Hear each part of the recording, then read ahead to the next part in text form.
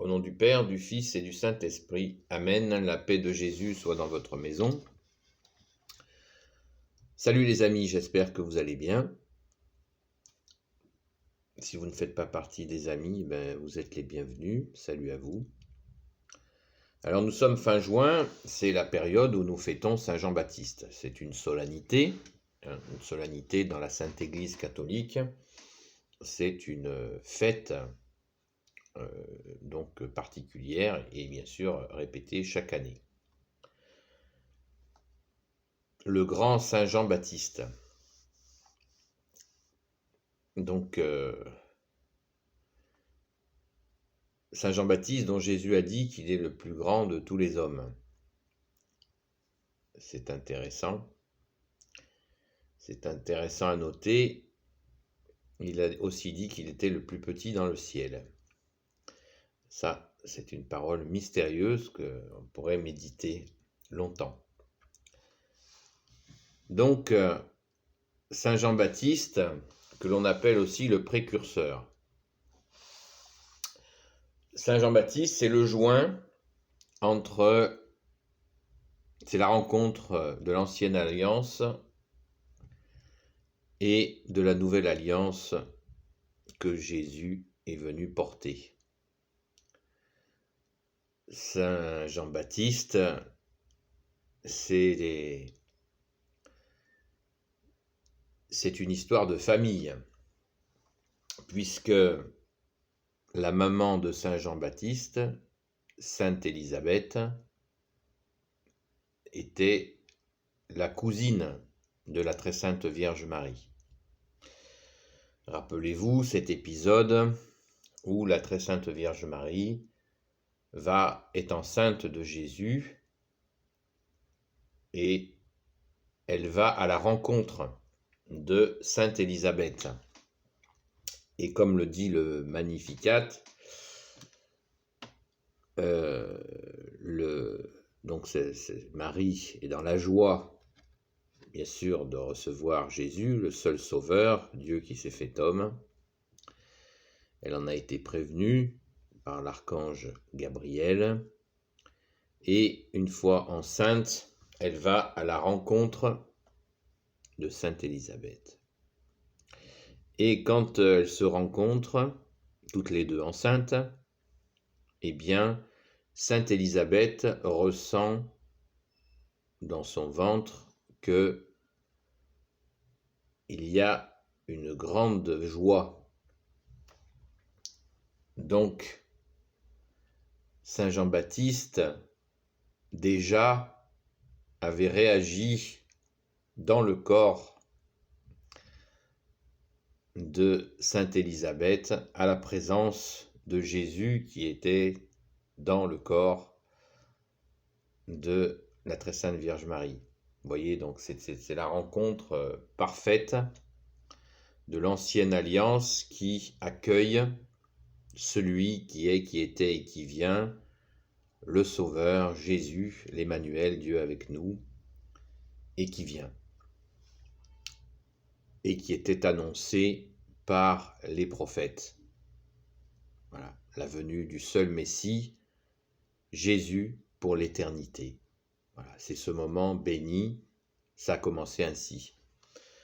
Et les deux, Jésus qui est Dieu, et Saint Jean-Baptiste qui allait, donc bébé, qui allait devenir un très grand prophète.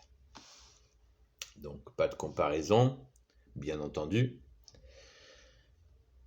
Et Jésus, qui est Dieu, a vécu avec Marie et Saint Joseph, on le sait, jusqu'à sa rentrée en vie publique, à une trentaine d'années, grosso modo. Saint Jean-Baptiste va avoir très rapidement une vie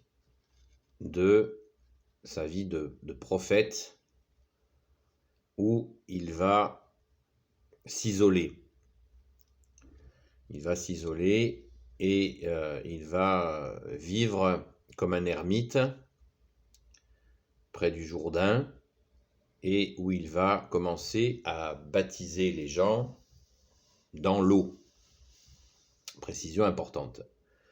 Donc il vivait, nous dit la Sainte Écriture, vous avez des informations sur Saint Jean-Baptiste dans la Sainte Écriture, il suffit d'en faire la lecture et vous avez quelques éléments où on apprend que Saint Jean-Baptiste se nourrissait d'insectes et de miel du rocher.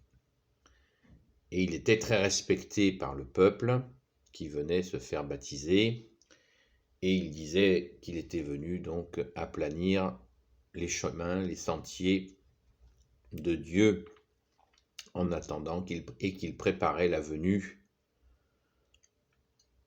du Sauveur, celui-là même dont il disait qu'il n'était pas digne de délier les sangles de ses sandales.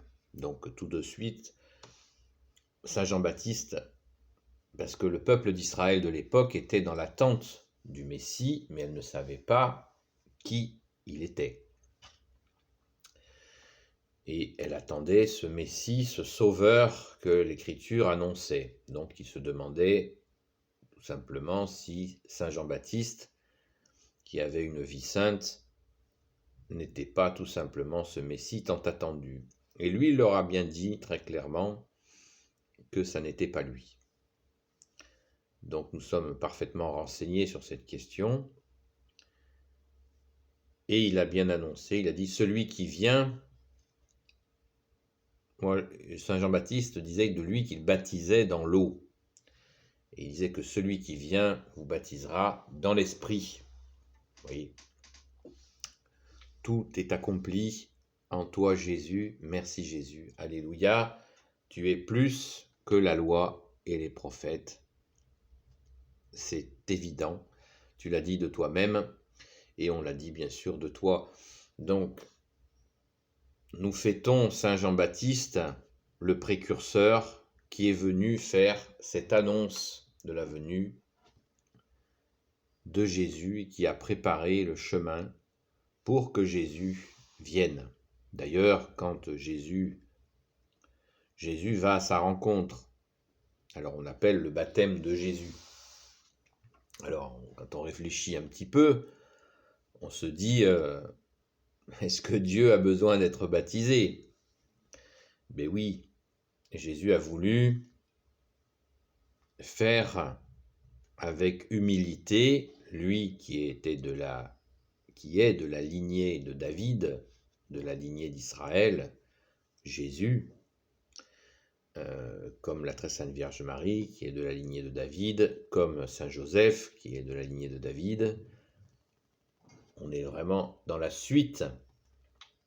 La suite est l'aboutissement total des prophètes. Non pas, Jésus n'est pas un prophète, il est Dieu, mais il est l'accomplissement du parcours des prophètes pour arriver à Dieu qui se fait homme, le Messie, le seul sauveur pour l'éternité et pour l'humanité, et qui est venu apporter la rédemption jusqu'aux extrémités de la terre, ce qui n'était pas le cas des prophètes, puisque la promesse était bien que le Messie apporte la rédemption, le salut, la rédemption aux extrémités de la terre, ce qui est fait. Il n'y a pas un endroit dans le monde, peut-être qu'il y en existe encore quelques-uns minuscules, où l'on ne connaît pas le nom de Jésus. Mais ça, c'est une infinie minorité, et puis ça peut arriver à tout instant. Donc la promesse est accomplie. Tout homme sur terre a accès au salut, à la rédemption, en Jésus le Christ, Fils unique de Dieu, qui est Dieu, né de Dieu, lumière, né de la lumière. Donc Saint Jean-Baptiste, dit le précurseur, n'a pas cessé de l'annoncer. Donc quand Jésus est venu, eh bien il a été à sa rencontre au Jourdain pour, je vous le disais, recevoir le baptême. mais il est venu marquer la différence. Et ça a été massif. Ça a été puissant, puisque quand Jésus est descendu pour le baptême, Jésus a dit à Saint Jean-Baptiste, qui se préparait à le baptiser, Jésus lui a dit « Laisse faire ». Et c'est à ce moment-là qu'une colombe est descendue du ciel, c'est le symbole de l'Esprit Saint qui est venu sur Jésus. Jésus étant le Père étant Jésus par l'Esprit Saint. C'est la relation entre le Père et le Fils, c'est l'Esprit Saint. Et à ce moment-là, c'est le baptême de l'Esprit. Pour nous, c'est le baptême de l'Esprit, bien sûr. Jésus n'a pas besoin d'être baptisé, même s'il a fait le rite. Il s'est plié au rite traditionnel des Hébreux, des Juifs, puisqu'il en est, et il est venu dans ce peuple juif pour lui annoncer pour manifester sa venue, qui était promise. Et là, c'est l'Esprit. Donc ça veut bien dire que nous bénéficions par toi, Jésus, merci, voilà, de ce baptême de l'Esprit. Ce n'est plus un baptême d'eau, c'est un baptême de feu. Alors vous allez me dire, mais pourquoi on utilise l'eau pour le baptême? Eh bien parce que c'est ainsi, c'est la tradition, comme je viens de vous l'expliquer, mais sauf que là, le baptême change de nature. Là, nous passons par Jésus, le Christ, en qui nous avons le salut, et en qui nous recevons l'Esprit Saint à notre saint baptême, que l'on soit bébé, pas bébé, ado, ou jeune adulte, ou même âgé, nous recevons le baptême, au baptême catholique, nous recevons le baptême de l'Esprit. Donc si on vous parle un jour de baptême de l'Esprit, qui serait particulier, eh bien c'est une salade, c'est un mensonge, puisque le saint baptême catholique comprend bien entendu la réception. Nous recevons le Saint-Esprit à ce moment-là, et nous le recevons de nouveau à la confirmation, ne pas l'oublier. Voilà, donc Saint Jean-Baptiste, je pourrais vous en parler pendant des heures, sauf que il faut, il y a tant de choses à dire sur il y a des côtés mystérieux. N'oublions pas que Saint Jean-Baptiste fait partie des martyrs. Il a été décapité dans une sordide histoire de fête qui s'est terminée par son martyre entre les tenants du pouvoir juif de l'époque qui se livraient à des fêtes et qui pouvaient avoir des conséquences terribles comme celle de la décapitation de Saint Jean-Baptiste. C'est certain que Jésus a dû en être très affecté, puisqu'il c'était de la même famille. Voilà, comme je vous l'ai dit en début de vidéo. En plus d'être que Saint Jean-Baptiste soit celui qui fait le lien avec l'arrivée du Messie, il faisait bien partie de la famille de Jésus. Donc Saint Jean-Baptiste est un martyr de l'ignominie humaine. Et nous l'appelons le précurseur. Quand nous le prions, nous prions Saint Jean-Baptiste.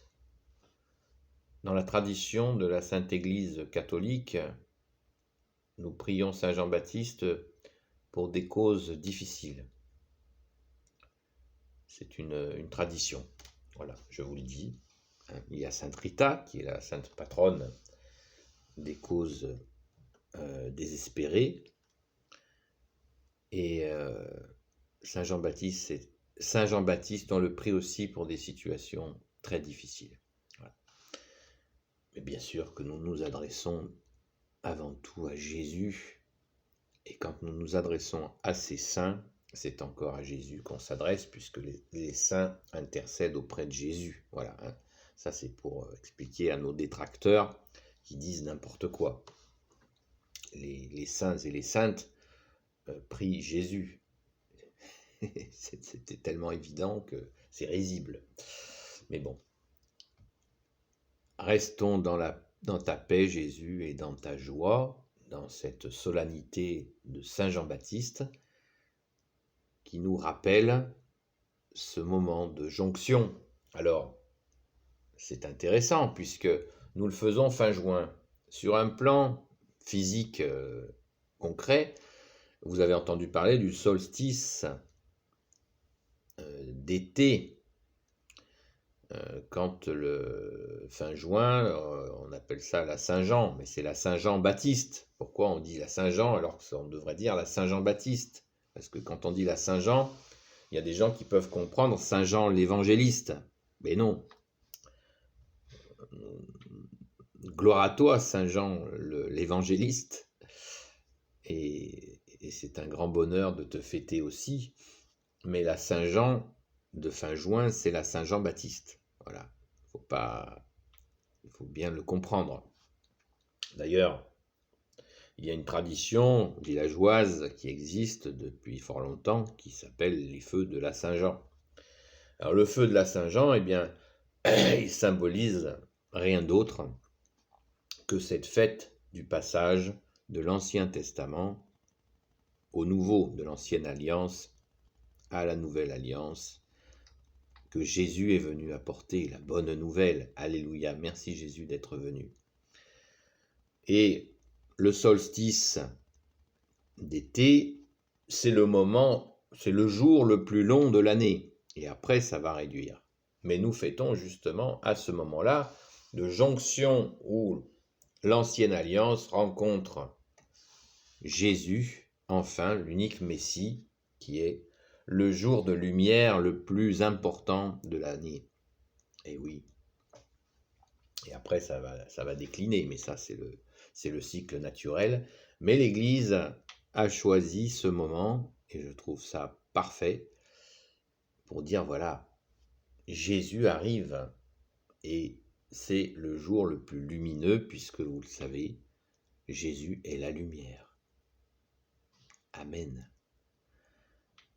Voilà les amis, n'hésitez pas à faire des recherches, on trouve des choses très intéressantes sur YouTube, certainement que des gens en parlent bien mieux que moi, et je vous invite à faire vos recherches, c'est toujours très intéressant. Mais retenons l'essentiel, l'essence du ciel, que tu es Jésus, que tu es venu, et que tu t'es fait humble en te pliant aux coutumes de l'époque, aux habitudes, avec l'humilité, avec humilité, car tu es l'humilité, ô Jésus, et c'en est très touchant. Merci Jésus, alléluia. Rendons grâce à la très sainte Vierge Marie, à Saint Joseph, qui justement ont accompagné notre Sauveur pendant toutes ces années. Et c'est la Sainte Famille. Voilà. On y pense aussi et ça nous apporte du baume au cœur. Merci Jésus d'avoir choisi Marie et Saint Joseph. Alléluia. Béni soit le Père, le Fils et le Saint-Esprit. Amen. Ô Jésus, toi qui peux tout et qui portes tout, toi le Sauveur, toi l'Emmanuel, je te confie toutes celles et ceux qui regarderont cette vidéo ainsi que leurs proches selon ta sainte volonté. Sainte Marie, Reine des cieux, toi l'Immaculée Conception, toi qui écrases le serpent, toi qui as la lune sous tes pas, Saint Joseph, toi le juste et le saint, toi le sage, toi la terreur des démons, toi le saint gardien de la Sainte Église catholique, Sainte Marie-Madeleine, et vous tous les saints et saintes amis de Jésus, Saint Michel Archange, qui est comme Dieu, Saint Gabriel Archange, Saint Raphaël Archange, et tes anges guérisseurs, et vous tous les anges qui servez Jésus, je vous confie toutes celles et ceux qui regarderont cette vidéo, ainsi que leurs proches, selon ta sainte volonté, ô Jésus. J'en profite pour remercier une personne qui m'a envoyé un message pour me rappeler de parler de Saint Jean-Baptiste. Merci beaucoup, c'est très sympa. Et donc, la paix de Jésus soit dans votre maison, les amis. Ou si vous n'êtes pas les amis, c'est pareil, je vous souhaite la paix de Jésus dans votre maison. L'accueillerez-vous. À bientôt, les amis.